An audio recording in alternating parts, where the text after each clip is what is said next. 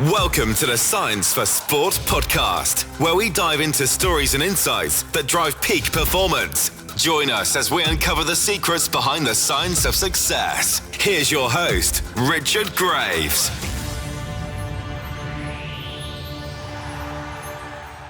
Hello and welcome to the Science for Sport podcast with me, Richard Graves. In this week's episode, we're focusing on sports performance.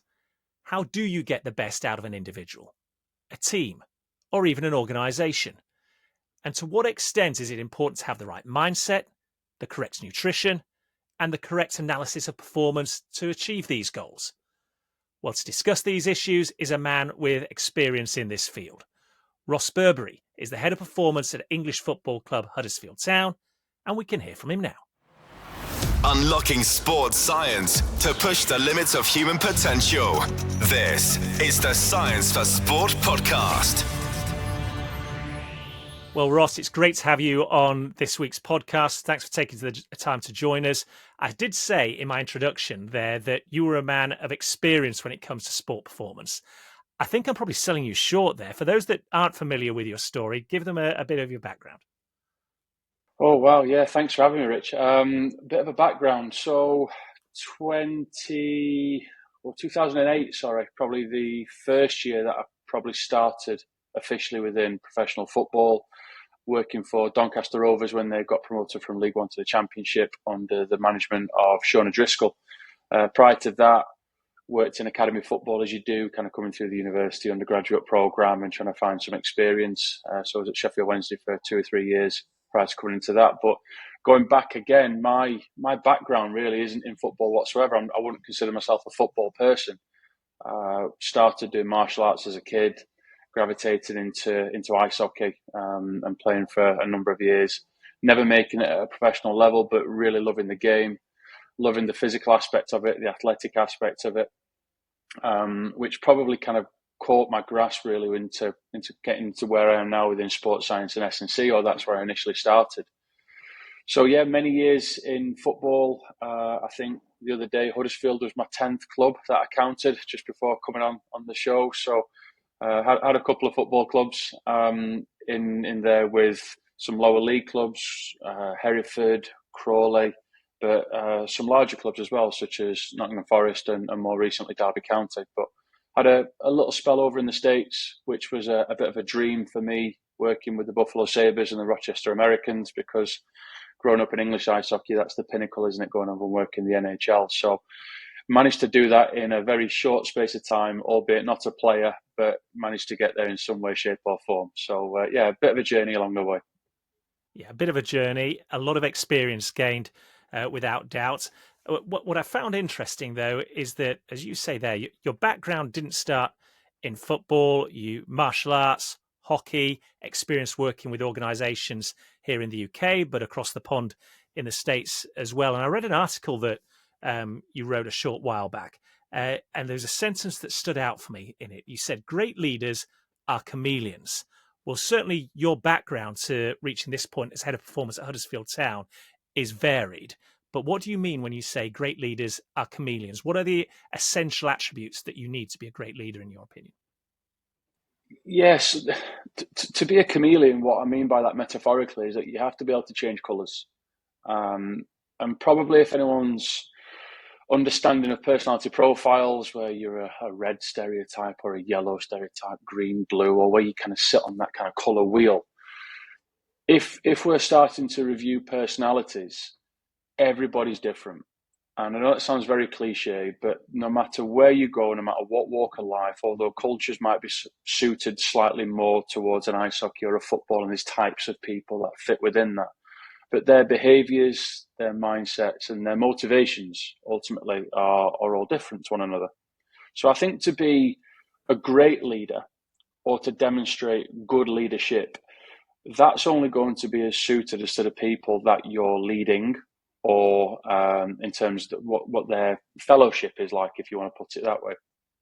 And that's not to come across as lacking authenticity or not being genuine, but to try and find out how you can approach that person and get the best out of them And to use the phrase unearth their potential is something that I use quite often on a regular basis, whether that's players or with staff that I look after or I'm responsible for. To understand them as people, you have to try and find empathy in suiting their needs, but also aligning to the needs of the organisation. It's not about the leader himself or herself that can come in and instigate that change. It's about how that chameleon as a leader can shapeshift and demonstrate the suited colours of which the organisation and the person that you're leading is wanting to get the best out of them. We often hear from top class managers, professionals in their field, in business, that culture is a word that's used quite often. And certainly when you look at sports organisations, football clubs amongst them, and your role as head of performance at Huddersfield Town, when you enter a new organisation, there can be a good culture, there can be a bad culture. Quite often when there's change in management, it's because people feel there's a need for change in culture. So when you enter an organisation, how do you go about setting that culture? I think to set a culture doesn't happen overnight, but to kill a culture definitely can.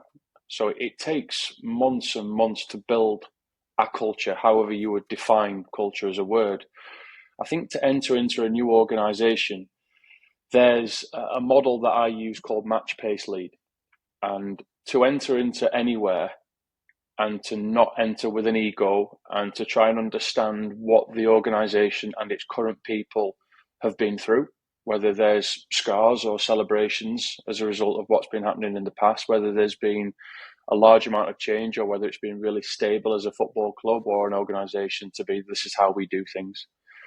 To be very sensitive to that and to go in and first try and establish, well, what does it feel like to be a part of this organisation? And that's where the match element comes in. If you enter into a football club, for example, and you find their current way of working and you be that chameleon that blends in and becomes part of it, you get a feeling of what it feels like to be part of the staff, the players, and part of that current culture. I think the next step is probably the most awkward step, and that's to try and pace any element of change. And change is a word that is constant. It's never going to end. So all these models of change kind of take you through processes, but it's not an end game. You don't get there and go, right, brilliant, we've cracked it, we've cracked the change. It's cyclical. It's just going to continue going forever and ever. And that's the hardest part to understand change, because it's never ending.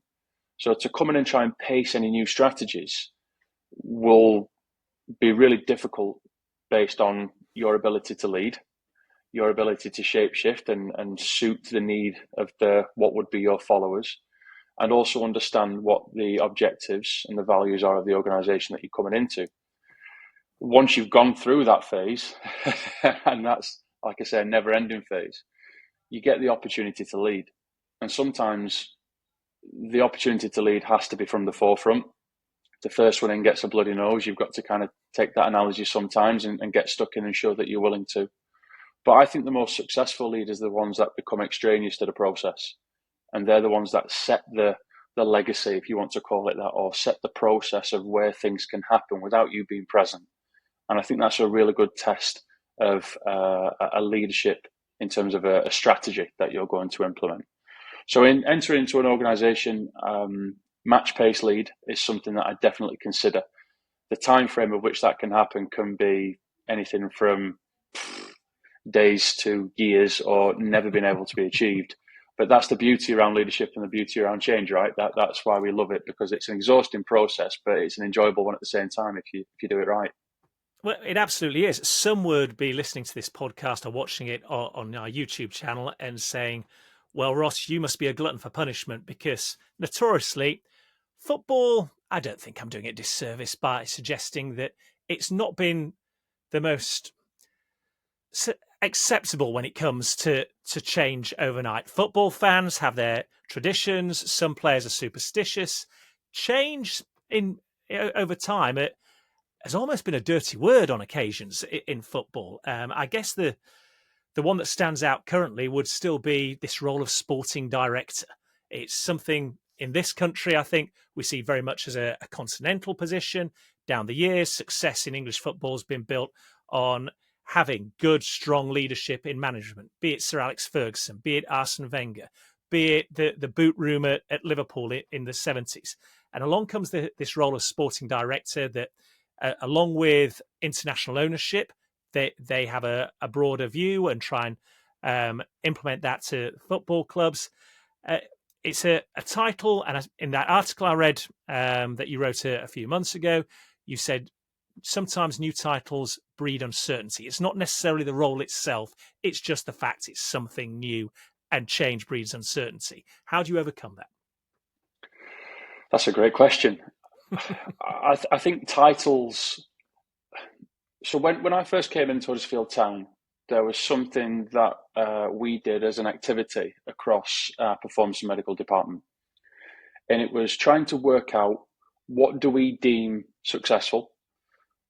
And what are the things that we try and do collectively as a group that can be seen by people that come into us, by the players, by the staff, that culture of our group, that are going to be key behaviours that we want to demonstrate. And the values of those behaviours were clarity, communication, and collaboration, the 3 C's.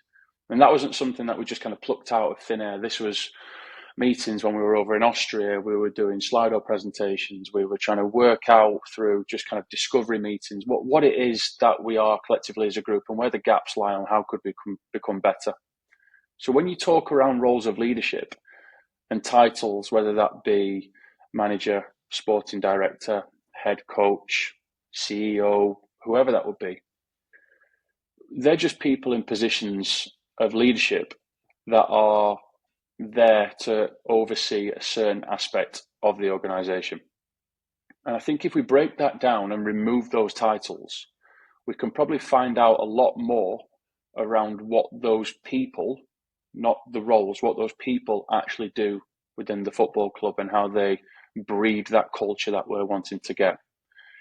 And I think when we talk around the new role of the sporting director, it's not a new role. It's been around for a very, very long time. And it's probably been around for decades, but just been called something different. And they're the people that you look up to and go, that person, he or she, is having a really good impact on this organisation with how they lead. And yes, don't get me wrong, you've got the tactical element of what their role is, you've got the technical element of what their role is, the conceptual skills. But equally, what those people do is breed a culture. And that culture, what we talk about, could mean anything.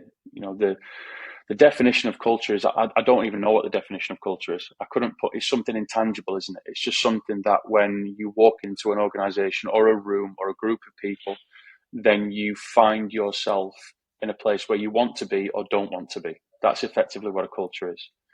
So when we talk around the sporting director, it's been around for a long time. They're just people in positions of leadership, and they can do how a very, readily, very... When you put that argument to people in a footballing context, how readily is it accepted?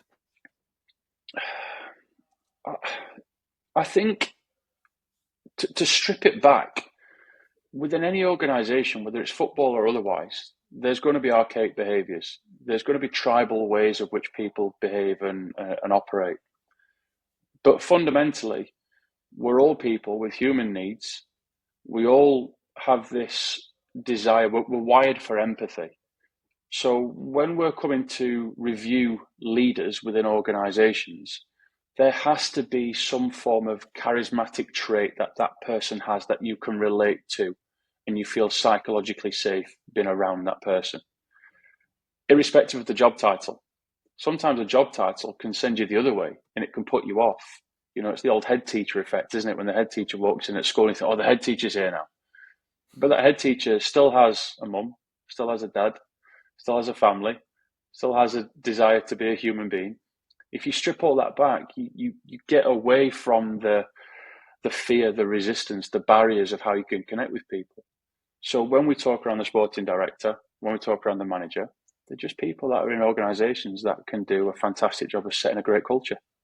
It sounds really simple when you put it like that, The problem is that they're still the sporting director with that title. So, and you go into a room full of footballers, coaching staff. How do you get them to buy in when you go into a new organisation? What are the cornerstones, if you like, of your plan, your ethos, in order to get that buy-in from everybody? That, you know, when you speak to us, you say you just strip it back. They've got to buy into it as well. How do you do it? First things first for me, demonstrate vulnerability. I show myself for the person that I am. I'm very honest, and I try and come into an organisation in the same way that I want other people to be around me, which is just people. So get to know me, I'll get to know you. Get to learn about me, I'll get to learn about you. I'll tell you about some things that I'm willing to share with you in the hope that you can share some things with me too, and we can form a bond, we can relate to one another, and we build a relationship. The aspect of coming into anywhere new, how do I put this? It is always going to be stricken with fear. There's in a football culture, there will always be a little bit of back to the wall. Who's the new guy? Let's give him a bit of distance and work him out or work her out from a space and try and test the water first before we commit to that. Now that's a bit of a fearful culture, isn't it? You know, if we're going to straight away distance ourselves from people coming in because of the amount of change. Automatically, that's the first obstacle you've got to overcome then, isn't it? Exactly. So come in and demonstrate some authenticity, be a bit vulnerable, tell people who you are, build some relationships, share your family's names with people to let them know that you are a human being. And it all sounds really simple, but within sports science and medicine especially, we have a terrible concept of trying to overcomplicate things because it sounds clever than what we actually need to be. I think the real intelligence comes down to stripping it back and demonstrating simplicity. If we can become simple in terms of the way that we work, people aren't going to be fearful of who we are because they're not going to be seen as being always really clever. I can't talk to him. He's smarter than what I am, or he's really demanding and wants more from me that I can't give him. It's, well, no, let's just kind of work out, well, what do we want? So the first thing I do is demonstrate the vulnerability. But the second point to that is, well, how can I help? Literally just ask that question to people. We're at a period now at Huddersfield Town where it's got an awful lot of new owners, new coaches, new players, new football admin staff. We're all trying to work that out. I've only been here for 3.5, 4 months. So I'm still trying to work that out. I'm trying to work out how I can operate within this space. I'm still in the match phase. I'm still trying to work out what are my boundaries, what are my limitations, what are the things that I'll be doing that may step on other people's toes. Has my level of enthusiasm kind of exceeded what it needs to be? Because in some respects, you do have to stay in your lane, and trying to work out where your lane is important for us to do. And within the approach, is it a multidisciplinary approach? Is it an interdisciplinary approach? Is it a transdisciplinary approach? Are we able to shapeshift and go into different areas? But that's only is going to be as allowed, really, as what the organisation is wanting to do within its values that it sets and the people that it operates within its culture. You hit on something which I think is crucial to your role, as I understand it there. You've got to know your boundaries, because in any walk of life, when it comes to a sporting arena, we now hear about the importance of data analysis, psychology, nutrition, training ethos. That's just naming 4. And supposing that you get the buy-in from the coaching staff, the manager, the players, the lady in the canteen, whoever it might be, how do you then manage an environment where you pull all those strands together in order to achieve what ultimately you've been brought into, which is to optimize the performance of both the individual and the team? It's really messy. It's really complicated. It's really complex. And it's exhausting. It really is. You come into work every single day, you're trying to work out what's what, and you're trying to understand the roles of different people. And there's a lot of people within this organisation, especially, that you have to spend time with. You've got to work out what makes them tick. You've got to give them appreciation and gratitude. You know, we have some fantastic chefs that put on breakfast and lunch and tea for us. Say thank you. show some human element of gratitude because they've worked hard to give you some food for the day, and they take real pride in their work. the same again comes to the rest of the staff, the performance team. Let's try and work out where they're wanting to go in their careers. Are they happy here? Are they wanting to aspire to go to somewhere new? Where are the gaps where they feel they can professionally improve? Where are the gaps where they feel personally they're not getting the support from the football club? Or where are their personal issues that they're willing to share with you at home that you can maybe offer some assistance and support with? I think within this messy, complex, complicated environment, there's always going to be this never-ending need for that. And it's never going to be something that's going to be completed. It's always going to be present and it's always going to be needed. And I think coming to work every day, having this heuristic approach to change and being content, sometimes happy, that your purpose is just delivering on the day-to-day as part of the process and never getting the end goal. I think, who is it now? Charles Duhigg, who said in his book, is it Super Communicators, or I think that was the title of the book. There's the 3 H's of how to solve a problem with another person. Do you help them, hug them, or hear them? And my problem is that I always try to help them. I see a problem, I want to try and create a solution, and I want to try and fix that problem and move on to the next one. It's not always possible, though, is it? No, and that's something that I have to deal with on a daily basis for myself, because it feels as if I can't help that person in the way of fixing a problem or creating that solution, then I failed.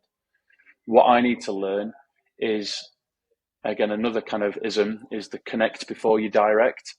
So rather than directing and trying to create a solution, this is what you need to do, or this is how it should be, it can just be forming a connection with someone. Let's have a conversation. Do I just need to sit down and you talk to me, and I'll just be there to hear you? Because someone in a position of leadership who can just sit there and listen to other people can be a very powerful thing. If you build that relationship with someone to a point where, you can give them a hug physically and metaphorically, make them feel as if you're there for them, that's the environment that we work in.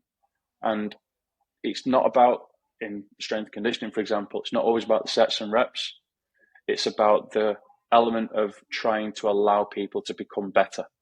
And if you can create and breed the confidence, support, love, nurture, all those words that come with things that are quite alien in football, really, when you think about it. But if you can create that element, then hopefully you would see players, staff, and everyone within the back room start to grow as a result.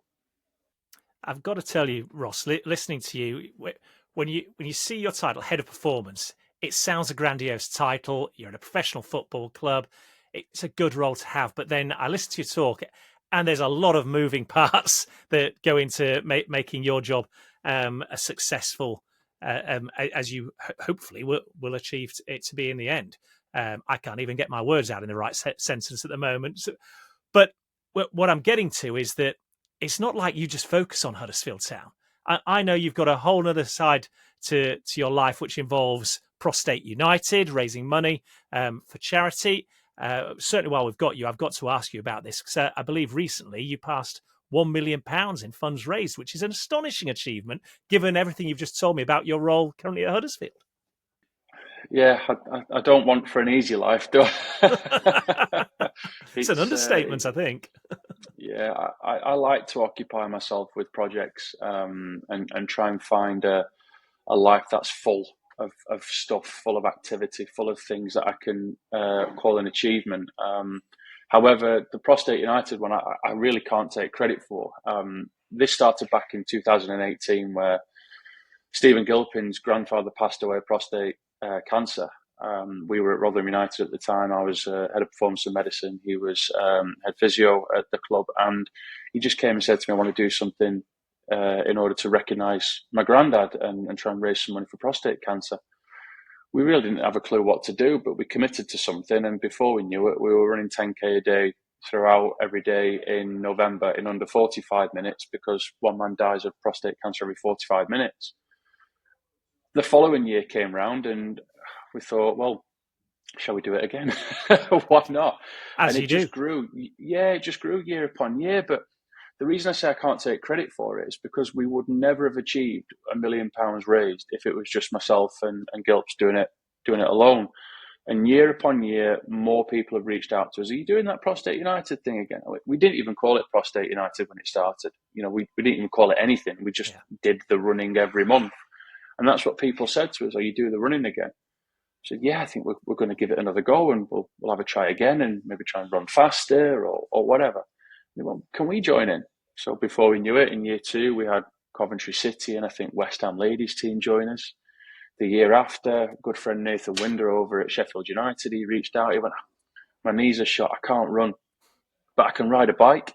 I said, well, how far can you ride in 45 minutes? Because that was the tagline. He said, I could probably stretch 25k. I went, right, you can do that then. So we had a biking element to the challenge. And then year after year, more people got involved, and we wanted to reach out to the masses. And we thought, well, this could be a thing. This could be something a lot bigger than what we intended it to be. And we started to put tiers in, so people could run a 5k, or they could do a 3k or a 10k bike, 15k bike. And the charity was backing us to a point where they said, look, this is, excuse the pun, this has got some legs. This can really go somewhere. And this year was monumental. I think we raised over £375,000 this year. We had staff, fans, different sports, people in the UK, people overseas. And we can only take credit for everyone that's joined in. Myself and Gilps, we're literally standing on the shoulders of giants because of what everybody else has done to raise all that money and awareness. We've taken trips down to Nottingham University, where the oncology labs are down there, met some fantastic people who are working towards prostate cancer research with some really exciting discoveries really about what can happen with prostate cancer treatment in the next few years. And the biggest reward, I suppose, me and Gilp got was a trip down to London last week with Her Royal Highness, the Royal Duchess of Gloucester. She's a patron for the charity. She invited us down to St James's Palace for an evening. And yeah, that was overwhelming, surreal. We got to listen to some fantastic people talk about the work that they're doing. I was stood next to John Major watching the event. So it was absolutely incredible. But it was a really nice evening where we could celebrate it with our wives. They've been putting up with us running for the last 7 years of 10k every day throughout a month, where we've not been particularly nice people to be around when we're a little bit tired and fatigued. So it was nice to take them down and share the experience with them at the same time. Absolutely. It's a phenomenal achievement. 2018, what's that, 7 years completed now in a row? How far can this go?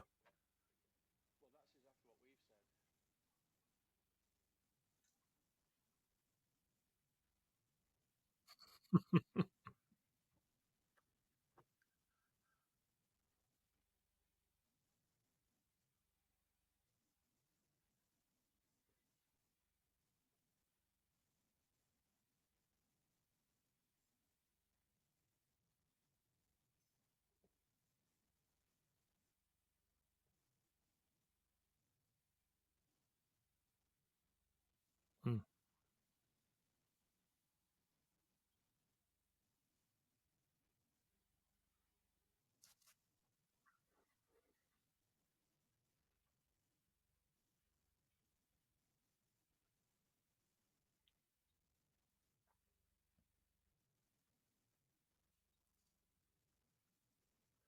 You're setting that benchmark pretty high, Ross.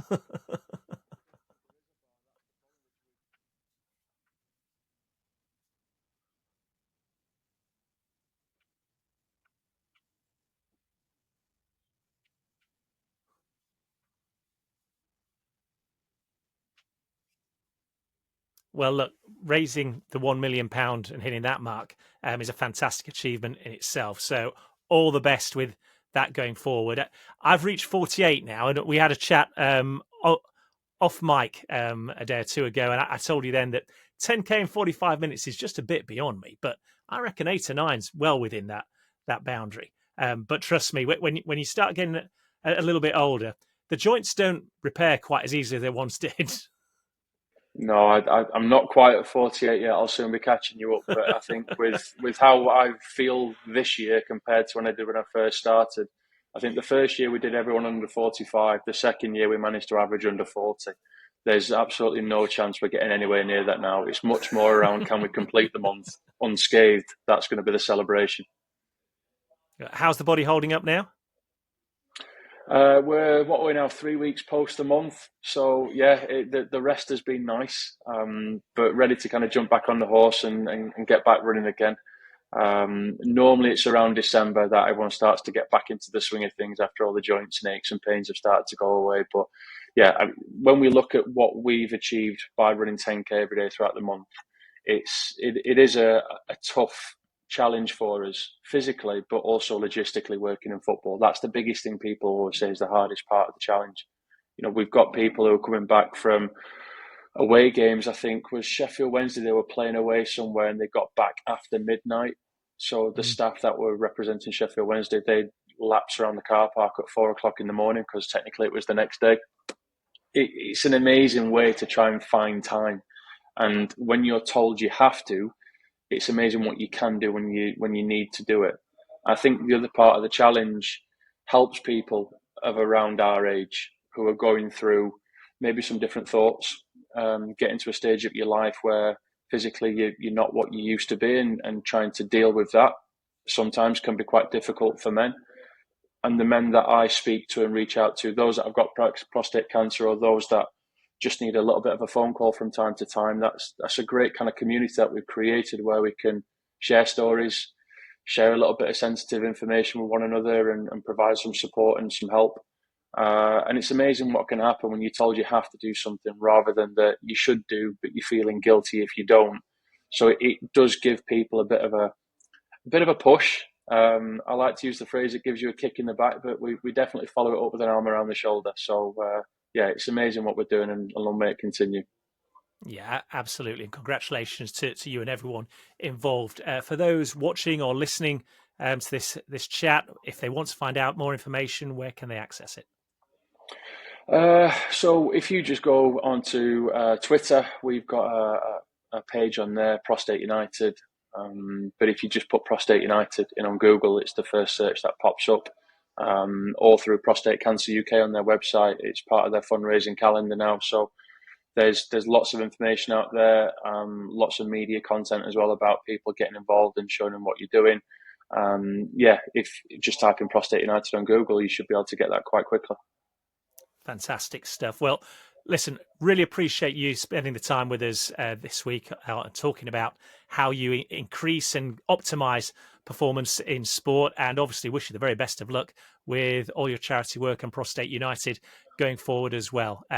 Once again, thanks very much, Ross. And as far as Huddersfield Town go, I know a lot of people around there have got aspirations of winning promotion this season, so no pressure on you. All the best with that.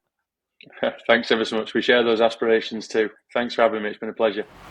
Unlocking sports science to push the limits of human potential. This is the Science for Sport podcast. Many thanks to Ross Burbeary, the head of performance at Huddersfield Town, for joining us on this week's podcast.